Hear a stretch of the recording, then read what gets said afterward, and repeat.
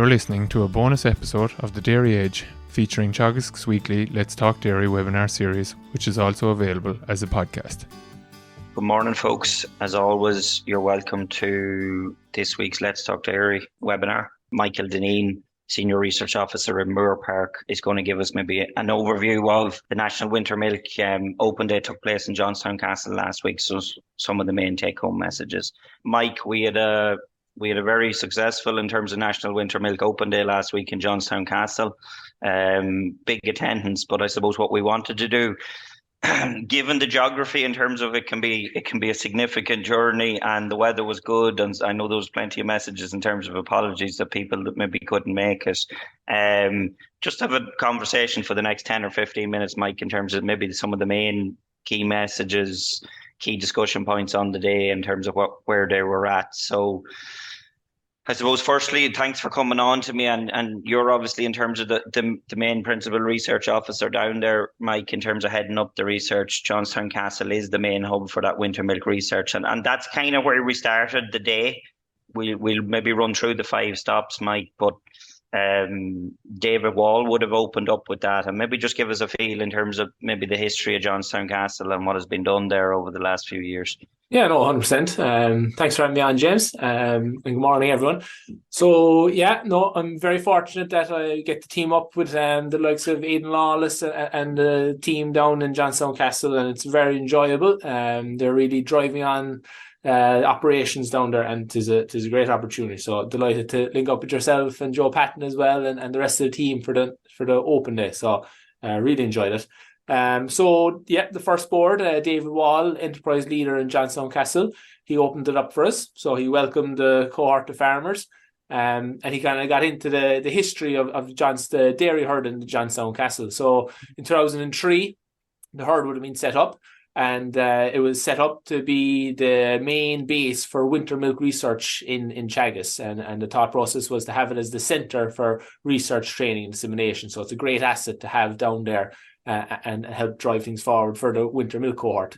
David touched on past research, so there'll be a history down there of a number of people supporting Aidan and the team down there in terms of research. So there'll been John Murphy, Patrick French would have been there for a time, and then Joe Patton would have led it from a research perspective since 2009. So Joe did a great job down there, in fairness to him. They would have got into things like grazing strategies for autumn and spring winter milk herds. So kind of covers in the autumn would have been the big one. That fresh cow getting into the higher covers, what was optimal for her. They would have went after EBI and cow type, and a lot of very good and interesting work out of that. They were touched on feed to yield systems, so comparing feed to yield to flat rate. And then more recently, they would have got into kind of calving patterns. What's the optimal amount of cows to calve in the autumn in split herds, and how that affects the financials and the premiums involved there as well. So David gave a really nice background there and welcomed everyone to the day. And we took off up through the fields then to get to the technical boards. So we went for a walk then as such, and I suppose tease people in terms of the first stop really was around Johnstown Castle, the winter milk herds. Aidan Lawless, farm manager, would have presented that. I suppose, what was the main points from that to be taken, I suppose, from the performance of the Johnstown Castle, and maybe can you just outline that for our listeners, Mike, in terms of where it's actually at? Yeah, 100%. So, the first technical board, it was focusing on the herd and the cow type, and Aidan would have delivered that. Aidan being the farm manager. And then the second part of that board was kind of pasture management and maximising grass in the winter milk cow's diet. And Vincent Tracy, a Teagasc advisor in Mead, with a large cohort of winter milk producers, delivered that board and did a great job on it. So a nice thing too we had in the background was the yearling heifers were there on show as well. So Aidan talked through some of the management around those animals as well, and we had some information on how they're doing. So the main takeaways from Aidan's board with the herd profile, he would have talked through the EBI and that we're striving for a very high EBI cow down there. And that there's no differentiation between the autumn calving and spring calving. They're very similar genetically.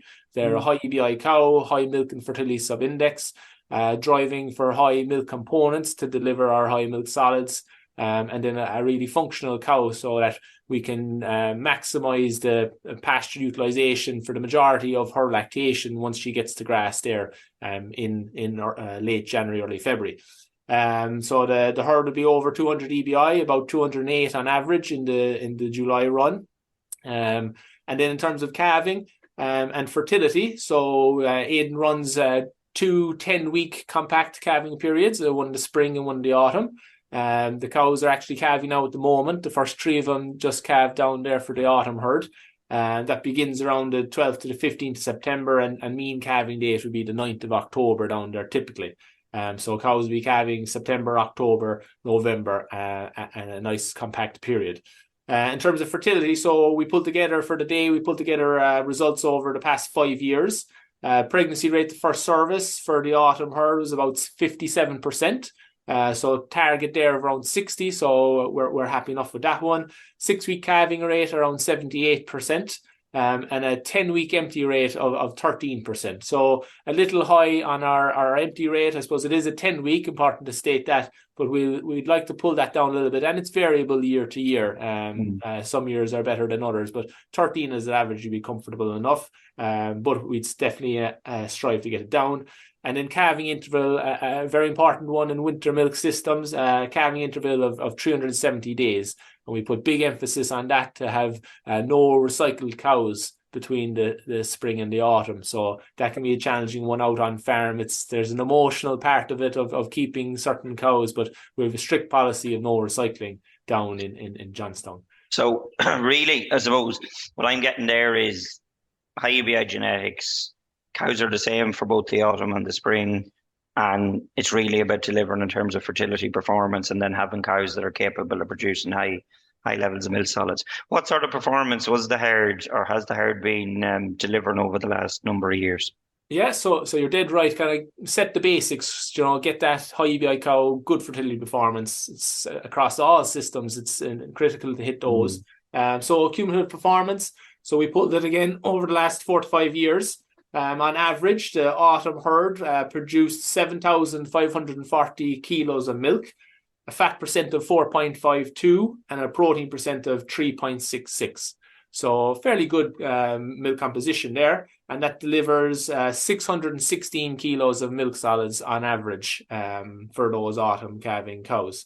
Their body weight is 604, and in terms of cumulative concentrate fed, it hits around 1.6 ton across the whole lactation. So about 1,000 of that, 900 to 1,000 coming during the winter feeding period, the kind of 100 to 100 day period, and then 600 during the grazing season. So we've tried to get good response to concentrate when we're on those in-soil forages. But once they go to grass, it's lean. We try to, once we have the supply of high quality grass, we're pulling back on the concentrate and really focusing on maximizing grass in the diet, be it a spring or an autumn cow. Once we've that supply of high quality grass, we utilize it.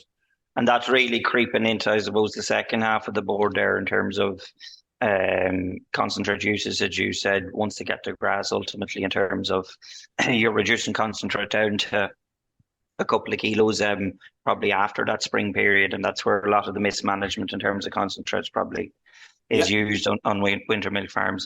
Yeah. Vincent's messages then, I suppose. Yeah, so and a lot of the time it's different. Winter milk systems are different or such. Is it that different at all? I suppose from a grassland to pasture management point of view. Yeah, so Vincent did a great job, and I think the board worked out lovely. So we kind of set it out. We did spring, summer, autumn. And we looked at the kind of grazing management practices around there, and I mentioned Joe and Aidan would have worked hard on that in past years, so a nice solid foundation. And when we really went through it, spring and summer are essentially the same as a spring calving herd. So in terms of turnout, when we're planning our indoor feeding experiments, we have to be conscious that Aidan, if the weather comes in late January, cows are going out. So there's no such thing as holding them back and getting them into March to keep the amount of in-soil forage in the diet. It's once the grass is there and the weather and soil conditions allow, cows are heading out. Aidan will utilize 2 to 3 hour grazing bouts if it's inclement weather. he'll get the kind of on-off grazing going there. And then in terms of targets, it's like your spring herd. We'll be trying to get 33% by the end of February, 66 by Paddy's Day, and then early April for second rotation. And then again, Aidan be walking once a week in the spring period, and based on grass supply, he'd be pulling back on the winter forages and getting them out of the diet at the earliest possibility. Onto the summer then, very similar. We use the wedge, the summer grazing targets, keeping nice pre-grazing yields. And the only slight difference maybe is that the first cut silage, we really focus on getting that in the first half of May as soon as we can. And we'd be aiming for over 74 DMD silage for those winter milk animals. So we're really focusing on getting that high quality silage to be able to pull back on the concentrate then during the housing period. The autumn comes along then. That's the kind of slightly different to grazing management to the spring one. So essentially Aidan and the team, they won't build the farm cover as high as maybe in spring situations. So we have that fresh cow. We're trying to get her to utilize the grass well. So we'll keep max pre-grazing yield around 1800. And peak average farm cover, we try to keep it around 950. So that'll be more challenging this year with the good growth. But that's the kind of targets we'd aim for. We tried to have 75% of the area closed by early November. And then we tried to keep in-soil forages out of the diet until the start of November. So we tried to maximize again grass in the diet, with a slightly higher average farm cover of 650 being the target, just so we have slightly more supply of pasture in the spring when we have that big demand coming along with the mid-lactation cows at that stage. So, yeah. So really, I think that's the important point from that board, Mike, ultimately, is that there's still a massive focus from a feed budget perspective on forage utilised, forage quality, grass for as long a period as possible, and then where not, that it's high quality and silage. Definitely, 100% critical. Like it's our best resource there, our high quality pasture. So that's getting into the diet as much as possible. Yeah. Very good. And then maybe stop 2 and 3 were more related to the research that has been carried out over the last couple of years. So in terms of our second stop, really looking at, I suppose, protein sources within our concentrate, and maybe the importance of soya and what it actually does, and is there alternatives there, Mike? So maybe just give us a brief kind of rundown in terms of the work, and I suppose in terms of maybe then you'll point out the further work that needs to be done as well. Yeah, so that was the third technical board. So Neil Maher, he's a PhD student focusing on winter milk systems. So himself and myself presented that board, and it was kind of trying to keep the momentum going as Joe was transitioning out of the role down there. We tried to carry on the flag there and keep things going with Aidan and the team. So the kind of context around that work, or the protein source work, is that there's incentive and policy coming to try reduce the amount of imported feeds into our systems. So primarily soybean meal. There's lots of policy like the climate action plan. And the idea around it, I suppose, is that there's a number of concerns with those imported ingredients. There's obviously the carbon footprint to get them here. They're typically coming from deforested land. There's price volatility with them. We're kind of exposed to that. There's geopolitical disruptions. So unfortunately, we're seeing that in the news with the war in Ukraine. And there's then the overall product marketability, kind of our homegrown Irish origin green credentials. So we set up experiments to try to see if we replace these imported feeds with homegrown feeds, how does it affect the performance of winter milk cows? And overall, when we've tried to replace them, we typically see during that indoor feeding period, when the cows are on in-soiled forages, we see about a 15 to 20 kilo of milk solids reduction over the kind of 8 to 10 week period. So about 0.2 kilos of milk solids per day. So we ran 2 years, 3 years of that kind of research. We ran it where there was no maize silage, and then we ran it again where we just isolated the protein ingredients, switching soya and maize distillers for field beans and rapeseed meal, and we saw consistent reductions in performance when it was making up a considerable amount of the diet. So there's lots of literature out there to support that soya is very rich in terms of its amino acid profile and metabolizable protein. Field beans are quite degradable in the rumen. So our challenge now is to try overcome that reduction in performance and see, can we bridge the gap and be able to utilize these ingredients in our diets without losing performance.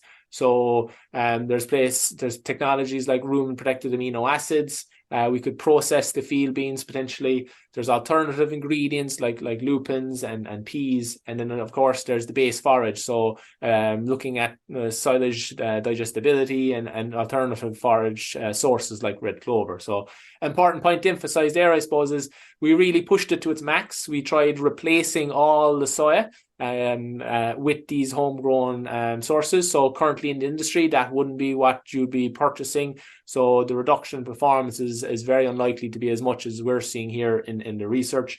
And the other point is that there's very good work from UCD in the grazing scenario. So where they've fed field beans at lower inclusion levels and at lower feeding rates, and very similar performance between the homegrown ingredients and imported soya. So just to take that with a word of caution, that when we go full hog in a winter milk system, that's where we seem to lose performance. But in an industry perspective right now, it's unlikely to see that type of reduction in performance. So the take home from that was these homegrown ingredients can really help our carbon footprint. Donald O'Brien would have shown that by the switches we've made, we reduced the carbon footprint by 30% of the milk. It drives up our protein self-sufficiency, so it protects us from price volatility and disruptions. It helps our tillage sector, our friends in the tillage sector, so it's helping achieve those targets, and there's a lot of benefits to the likes of field beans in their rotations. But the word of caution is the reduced performance in those winter milk systems. Yeah. But as you say, in terms of continued research, in terms of really no pressure, Mike, but your job now is to close that gap as such. We've seen the importance of soya ultimately in that overwinter period, and it's about tweaking that and seeing is there a way ultimately that performance gap can be closed. Definitely. Which we must do bigger modelling as well, like LCA modelling and economics, and is the winter milk herd the right place to be putting the beans that we can grow? And there's all those broader questions to target as well. So there's actually a good question in there. If the diet used the maximum of Irish cereals and beans but topped up with some soya, would you achieve performance benefits? So that's really the point you were making there in terms of should there be an inclusion of beans and soya? Yeah. So very good question. And it'd be kind of a titration approach. Like we went one or the other. Could you go kind of in the middle? I suppose from a research perspective, we wanted to push it to the extremes. And then the other part is that when you really maximize the field beans, that's when you're getting your 30% reduction in carbon footprint. So if you pull back on the beans, you're going to pull back on those benefits as well in terms of carbon and environmental. But definitely, and that's what's happening in the industry at the moment, there's only a certain amount of beans grown in Ireland, and that doesn't, you can't essentially have the full replacement that we researched at the moment. Those growing targets are changing. There's more and more hectares coming to field beans. So it's about working together and figuring out where's the best place for those beans and how to include them in diets. Yeah, very, very good. And then the next stop, I suppose, and a bit that could be critical right across the industry and not only associated in terms of with winter milk, but the study was done over that winter milk period is, I suppose, reducing methane emissions and doing that through the use of a feed additive. So explain to us in terms of the study that was trialed last winter in Johnstown Castle and the results that were presented on the day with regards to that, Mike. Yeah, so that last kind of technical research board was on reducing methane production of winter milk cows. Ben Lahart, research officer here in Teagasc, and myself presented that board. So Ben would have opened up and kind of set the scene of where we're at with methane emissions and the need to reduce them. and he recovered some of the research done in Moore Park. So they've gone very hard after it the last few years here, looking at making sure we have the correct baseline, so we're being fair to that cow, what she's actually emitting, and making sure the inventories are set up correctly. He will discuss some of the benefits of seasonality, so the reductions they're seeing when spring grass is in the diet, and around the quality of that pasture as well. They're seeing that lower herbage swards can reduce methane intensity. He also discussed genetics, CBI, and the role that has in helping reduce our methane. And then finally, he touched on feed additives. So there's a broad array of feed additives. You'd all see it in the popular press and in the media, and the potential promising solutions coming from there, and the kind of criteria of what they have to meet to be able to be a successful solution. I suppose the overall message from Ben's side was that there's a number of solutions available to us at the moment, not to focus on one or think there's a silver bullet. But in terms of feed additives, we did go after a certain additive, which was 3-NOP. It's essentially an enzyme that inhibits the final step of methane formation. And there's very promising literature internationally in the indoor confinement system in terms of its ability to reduce methane. So our challenge was to investigate that in an Irish context, in Irish winter milk cows, and see does it stand up to the other international research. They would have done some work here in Moore Park with the 3-NOP. And they would have seen that it's difficult when the cows aren't getting a consistent supply of it throughout the day for the ingredient to have a benefit as much as seen in the literature. So in terms of the Irish winter milk cow, she's getting it at the feed barrier during that winter feeding period, and she's consistently eating it across the day. So it was a very promising place to potentially use it. So we set up two experimental diets. Exactly the same in terms of grass silage, maize silage, and concentrate inclusion levels. The only difference was that the control had no additive, and then the additive diet had the 3-NOP included in it. We fed 1.8 grams of 3-NOP per day, and it was fed very practically. So Aidan and the team would have had a 10-kilo bucket of the ingredient, and they would have hand mixed it into the loader bucket with the concentrate that was then added to the mixer wagon. So very practical and very high ability to be able to be performed on farm. So we ran that for 7 weeks. Ben and Hazel Costigan were huge in coming down and helping set up the green feeds and helping us run the experiment. Neil Maher was the PhD student running it. And of course, Aidan and his team couldn't have got it done without them. So we ran it for 7 weeks. In terms of results, in terms of milk production, we saw a slight increase in milk yield and a slight increase in protein percent. So that delivered a slight increase in milk solids yield. So the control group with no 3-NOP would have produced 2.45 kilos of milk solids over that 7-week indoor feeding period. And the additive cows would have produced 2.5 kilos of milk solids. So a 2% increase in milk solids yield. And then the kind of really crucial ones, we looked at absolute methane, so the grams of methane per cow per day. The control cows produced 447 grams, whereas the additive cows that received the 3-NOP produced 330 grams per day. So that was a 26% reduction in absolute methane per day.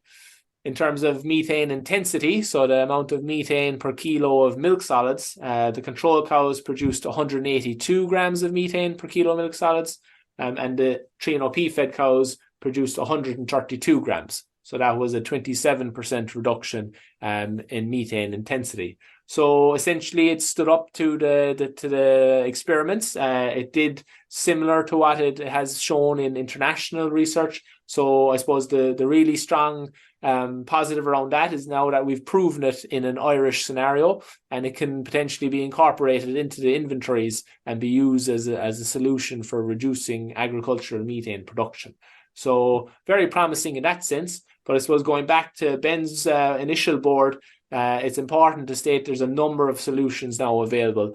We need to utilise all of them. EBI and high quality pasture and maximising grass in the diet are very positive in a number of senses, not only for methane reduction.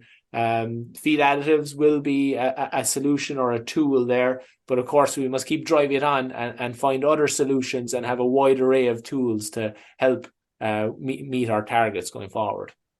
And one question there, Mike, ultimately, I suppose that reduction that you would have seen in that period in terms of the methane reduction, where does that stack in terms of that international work? Is that similar? Did we see a greater response? Did we see less of a response? Where does that stand? Yeah, so we were roughly average, I suppose. When you look at meta-analyses, that's where they take all the experiments done so far.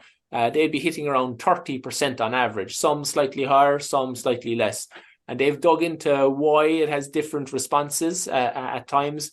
And they've looked at things like NDF or fibre in the diet or the amount of fat in the diet, and that can affect it. So the more fibre, the more of a response, whereas the higher oil, the less of a response. So there's kind of mechanisms behind why there's certain responses, but I suppose overall very positive. We're in or around average. We're achieving similar to other countries when they use the solution. Very good, very good. And I suppose that led us on ultimately then to the last stop, Mike. Not going to ask you to give the overview of this. You're the man for that one. Yeah. I was actually presenting it. So myself, along with local dairy advisor Kay O'Connell, I suppose in terms of where we wanted to conclude from our technical boards really was the whole area of costs associated with winter milk. And we all know costs across the board going from 2021 into 2022. And unfortunately, our analysis, Mike, would show that 2023 costs are going to remain very, very similar, both across manufacturing herds, but I suppose in the context of this, they really across liquid milk herds. So we would have presented analysis there that would have showed in terms of the average cost of keeping the winter liquid milk cow in 2021 was €1,934. And from our analysis in terms of our e-profit monitor analysis, that actually rose to €2,397 in 2022. So there was an increase of just over €460 of additional costs inside one production year. As I said on the day, to a degree, obviously in terms of it's a significant issue in the fact that they remain sticky. But in 2022, milk price and farm gate milk prices tracked that, and even I suppose towards the end of the year actually the differential would have become greater. But as we moved into 2023, farm gate milk prices have dropped off. We all know where the situation is with regards to those at the moment, and costs remain high, which is a real concern. So I suppose the main messages there, Mike, from ourselves ultimately was know your costs. Break even and full economic costs of milk production at farm level will be higher than just total variable and fixed costs. Ultimately, capital repayments, taxation, and drawings have to be factored in at individual farm level. So the big one there is, if you don't already know your costs of production, sit down, do your benchmarking analysis in terms of your e-profit monitor, have an understanding in terms of where your costs are at. A big one, and it often comes up in debate in industry in terms of we're in a higher cost system, obviously, in terms of we're producing more milk over that indoor house period. But that doesn't mean, and when we look at our analysis, it doesn't mean that we should forget about the overall cost of production, because what we see is the winter milk and liquid milk farms that ultimately keep a handle on costs are the farms that consistently deliver margins, even in lower milk price years. So that's important, and that's really that's all related to the feed budget. 49% of total cost is actually related to the feed budget, Mike. So it comes down to, it actually comes straight back to the board. The second half of the board that Vincent presented, really in terms of making sure that we're utilising lots of forage, that it's high quality grass in those periods where we can, and then that it's high quality silage. One thing that does fit into that, I suppose, is stocking rate. and sometimes this idea that we're a liquid milk farm, liquid milk system, we can carry a higher stocking rate. If we're relying on excess imports of feed, the margins on that are on a reducing scale. So that's just something to remember. Yeah. So that was the first half, Mike, really, and Yeah. for each individual, the messages there is know your costs. Yeah. And Kay would have done a great job then on the second half, and kind of to your points there, know your costs and control what you can, and things like EBI, stale cows, getting a good calving interval, and then maximizing grass and high quality silage. So things that are controllable within the farm gate. So she did a great job on that too, in fairness, and really tied the whole boards together and brought the messages forward. So. And you're right there, Mike, in terms of really, and that was the final point in terms of, we just had a quick look at where the average figures are at. And I suppose where we're really losing, and you alluded to it in terms of, is that fertility performance. Too many cows on farms in stale milk production. There's always the tendency in terms of, oh, well, sure, if she doesn't go in calf, we can move her to the next calving pattern. But that is a detrimental impact. And Joe would have talked about that through the years. And it's obvious when you look at individual farm performance and right across groups here, calving intervals well above 400 days. So really the three focus areas that Kay would have spoke about was genetics, calving pattern, and forage utilised. And if we got those three things right in terms of the correct genetics, high EBI genetics, high fertility subindex, milk subindex really driven off a high level of combined fat and protein rather than maybe excessive kilos of milk.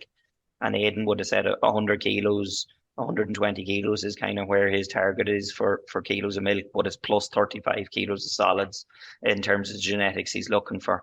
Yeah. Then the calving pattern stuff really is 2 defined blocks, have a start date and end date, and ultimately keep that recycled number of cows below 5%. So in every 100 cows, there should be 5 golden tickets, as Kay spoke about. We'll allow 5 favourites as such if we got it to that level. We'd love to see none, but in a lot of cases, we're seeing 15-18% recycled cows, which ultimately is really diluting performance and feed efficiency.